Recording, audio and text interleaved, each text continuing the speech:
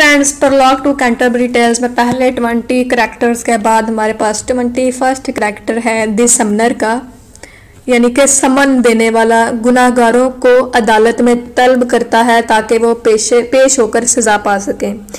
Sumner का चेहरा इंतहाई खौफनाक सुर्ख है, रेड है, क्योंकि वो चंबल ज़दा है। चंबल का पौधा कहते हैं ना, कैसे वो सुर्ख होता है वैसे ही उसका चेहरा है। और वो कील मुहासों से भरा हुआ है। कोई दवा या मरहम ऐसी नहीं जो इसके जिल्द की बीमारी का इलाज कर सके। बच्चे इसकी खारिश ज़दा शक्ल का, काली आईब्रोज और छिली हुई स्किन देखकर डर जाते हैं। तेज अल्कोहल पीने के बाद वो पागलों की तरह चीखने चिल्लाने लगता है और वो नशे की हालत में सिर्फ 2-3 लैटिन टर्म्स की तकरार करता रहता है जो इसने अदालती फैसलों के दौरान सीख रखी हैं। लेकिन अगर कोई शख्स इसकी काबिलियत का अंदाज़ा लगाना चाहे तो वह बिल्कुल जाहिल साबित होता है।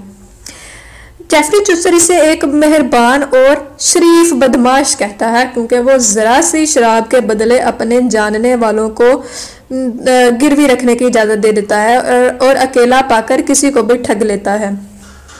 वो लोगों को मशवरा देता है कि वो रकम देकर हर गुनाह की बख्शिश खरीद सकते हैं। वो नौजवान लड़कों और लड़कियों को ब्लैकमेल भी करता है और इन्हें मशवरे भी देता है कि वो किस तरह गुनाह के बाद सज़ा से बच सकते हैं। देन हमारे पास 22nd करैक्टर है द पार्डनर का। द पार्डनर एक शरीफ माफ़ी नामा बेचने वाला भी था। ये समनर के साथ ही द पार्डनर है, ये दोनों इकट्ठे हैं। द पार्डनर जो है अब वो माफ़ी नामा बेचने वाला एक शरीफ सा इंसान है और वो ऊंची आवाज़ में गाने गाता और गाने गाकर लोगों से खूब पैसे बटोरता। इसके बाल मोम की तरह ज़रा जर्द और नरम और हमवार थे और वो लिटों की सूरत लटके हुए थे। वो नंगे सर सफ़र करता है और अपने साथ बहुत सारी मोतबर चीज़ें रखता है, जिसको हम तबरकात कहते हैं ना, वो इस तरह की चीज़ें रखता है ताकि वो ज़्यादा से ज़्यादा दौलत कमा सके। यही इसकी ज़िंदगी का सबसे बड़ा मकसद था कि चाहे जाली बख्शिशनामे बेचकर या लोगों के मजहबी अकायद से नाजायज़ फ़ायदे उठाकर वो इनसे बस किसी तरह रकम बटोर ले, और वो ये काम करता था। सेंट पेल्स्टर की कश्ती के बाद बान का टुकड़ा, धाती सलीब और हज़रत मरियम का नकाब और पिग की हड्डियां दिखाकर वो गरीबों को बेवकूफ़ बनाता और इनसे इतनी रकम निकलवा लेता जितनी के वो शख्स 2 माह में कमाता। वो अपनी चर्ब जुबानी और चालबाजी से लोगों को धोखा देता और इसके बावजूद इसको इंतहाई नेक समझते थे सारे लोग। वो कलीसा का सच्चा खिदमतगार इसको समझते थे।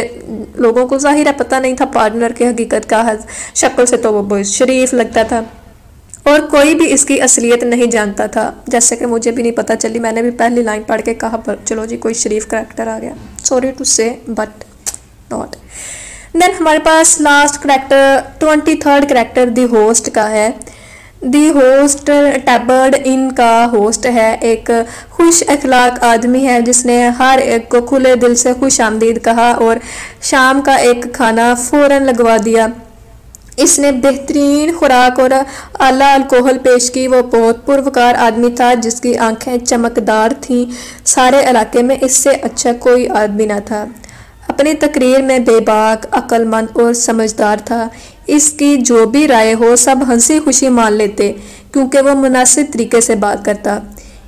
दी होस्ट की मेहमान नवाजी और महारत इस बात से जाहिर होती है कि इसने मुख्तलिफ तबका ज़िंदगी से ताल्लुक़ रखने वाले तमाम लोगों को किस तरह खुश और पुरनज़म तरीके से रखा हुआ था। इसने सफ़र की तमाम शराइत बयान की जिस पर सब राज़ी हो गए।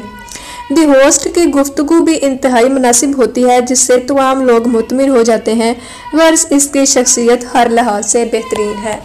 सो फ्रेंड्स, यहाँ पे द प्रॉलॉग टू कैंटरबरी टेल्स के तमाम करैक्टर्स का हमने जायज़ा ले लिया। मुझे इजाज़त दें, अल्लाह हाफिज़। And before that do subscribe this channel and press the bell icon for more updates. Thank you, अल्लाह हाफिज़।